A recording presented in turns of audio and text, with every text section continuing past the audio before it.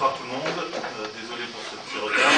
En tout cas, nous vous remercions fortement d'être venus pour assister à cette conférence débat autour du rapport que nous sortons conjointement sur la gestion du pétrole au Congo. Ce rapport est pour nous un événement important puisqu'il est aussi à la veille de l'ouverture de la 5e conférence de l'initiative de transparence sur les industries extractives et que donc le Congo constitue un cas d'école pour cela. C'est un honneur pour nous d'accueillir ce débat et les partenaires du Congo, car c'est sur leur interpellation courageuse de 2002 que nous nous sommes obligés, nous, Secours catholique, de façon assez s'entend, à nous engager plus fortement dans des dynamiques de plaidoyer, comme ce combat pour la transparence des industries extractives et, de façon plus large aussi, sur la réforme de la politique de la France. Parler un peu de l'expérience de l'Église en Afrique, au Congo, par rapport justement à ces problèmes sociaux qui tenaillent les populations. Je dirais que ce que l'Église essaie de faire de manière modeste, c'est tout simplement la logique de sa mission. Merci beaucoup, Monseigneur. Et donc, on va pouvoir maintenant, avec Brice Makosso et Christian Munzeo, voir un peu comment ce plaidoyer a pu se faire et mettre un peu en lumière quelques points saillants du rapport que nous sortons aujourd'hui.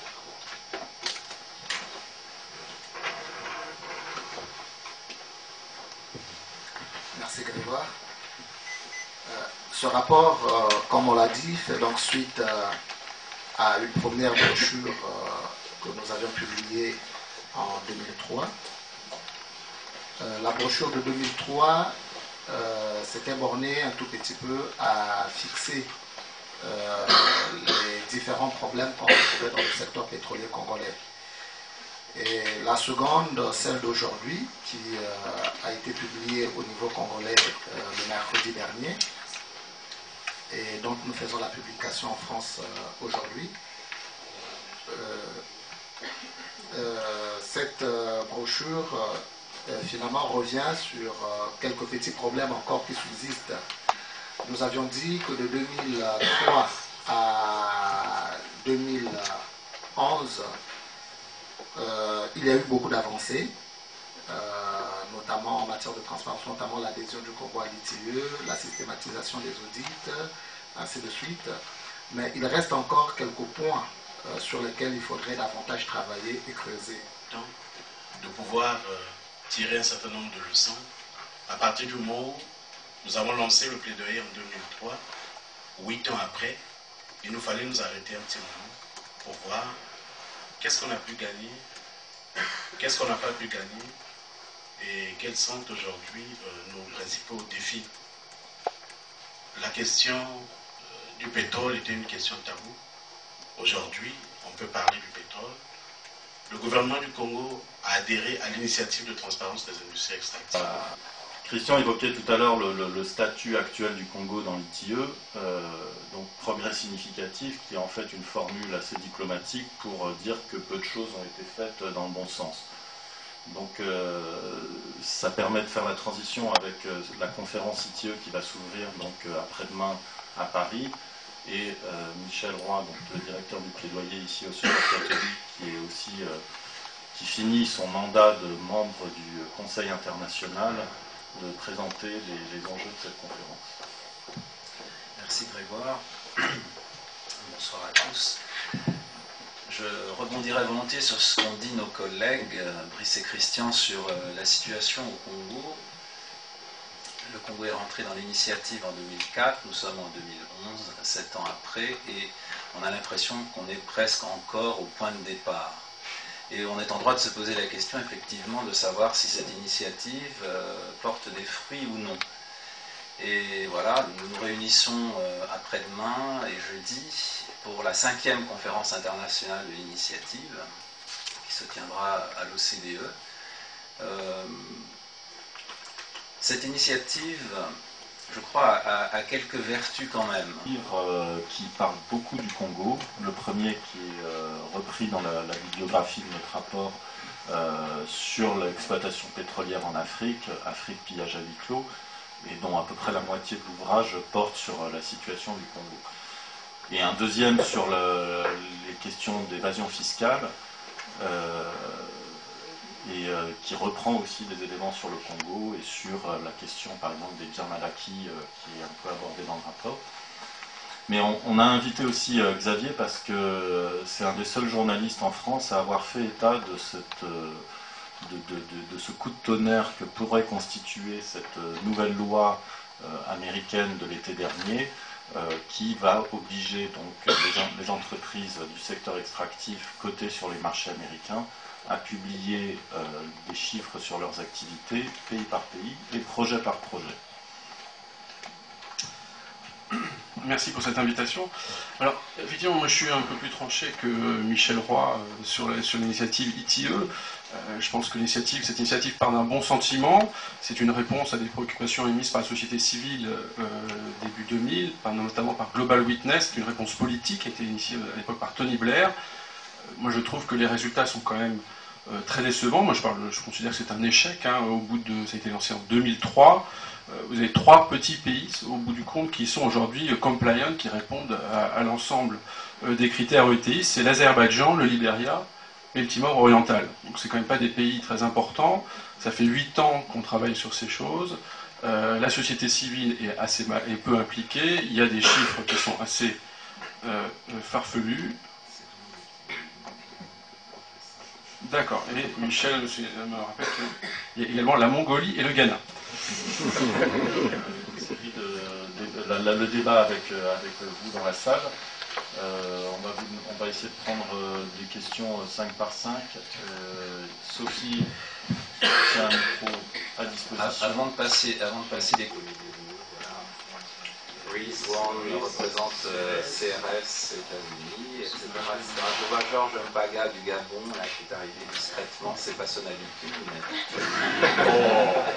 Ousmane Débé, on a des collègues du Cameroun. Et Joe Williams, qui est assis là, excusez-moi, qui est le chargé de plaidoyer de la coordination internationale.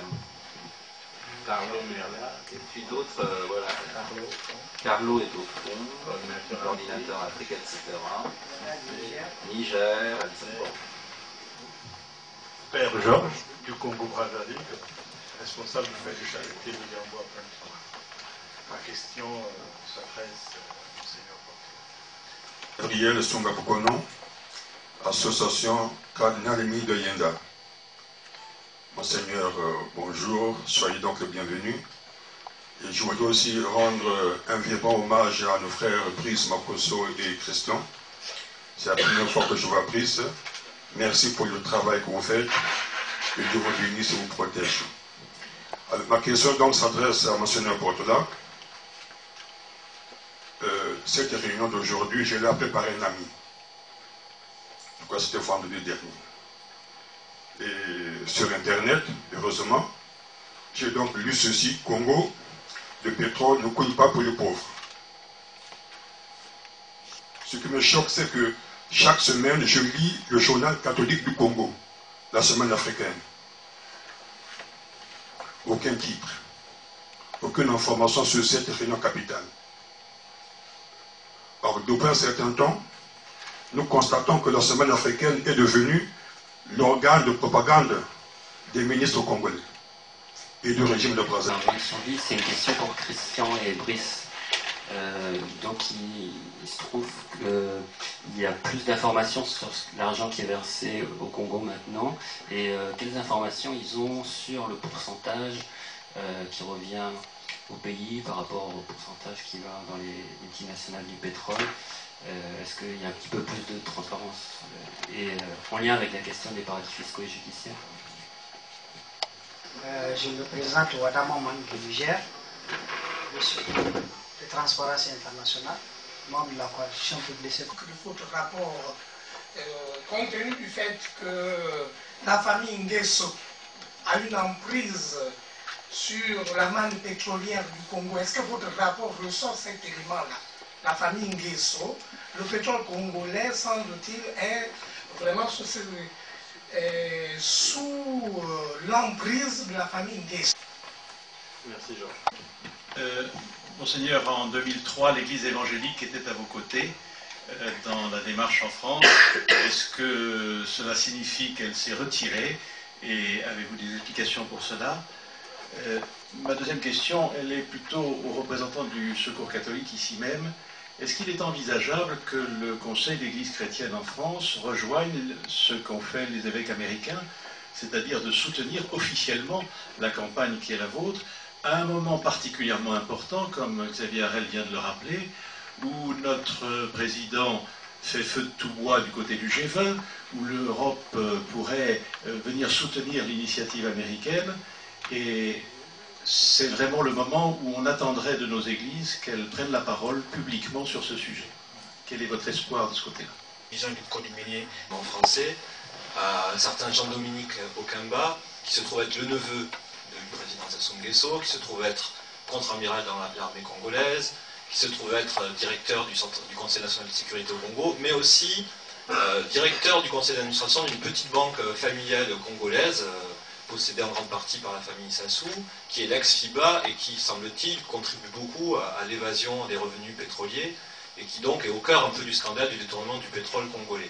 Donc la France vient d'attribuer la Légion d'honneur à ce monsieur, c'était il y a 2 semaines à peine, et Survie et la Fédération des Congolais de la Diaspora ont réagi, ont donné cette information à la presse, sous fond de scandale sur les connivences entre certains ministres français et certains dictateurs africains. Donc il n'y a eu aucune réaction. Et plus, je dirais plus la population, plus la base, plus la société civile sera au courant de ce qui se passe au niveau des transactions commerciales, que ce soit pour les industries minières, pétrolières, tout ce que vous voulez, plus la population aura un mot à dire sur la gestion de ses revenus.